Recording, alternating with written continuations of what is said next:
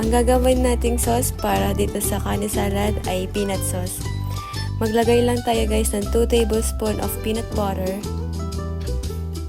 2 tablespoon of soy sauce, half of lemon, 2 tablespoon of honey, 1 tablespoon of hoisin sauce, and lastly, sesame oil. Guys, hindi pala kasama dyan ang buto ng lemon ha. Inalis ko din after ma-squeeze. Okay, let's go to mix them all together guys. Yung mga alaga ko sa tiyan tumatawag na. Ito na din ang kakainin kong almusal at mamayang lunch. Balik-alindog tayo ngayon 2024. Charot. Konti lang yung in-add nating water para gumanda ang texture ng ating sauce. So yan guys, let's eat!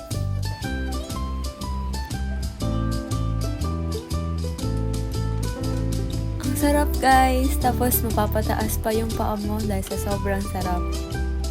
Feeling ko guys, iilan sa ating batang 90s nakataas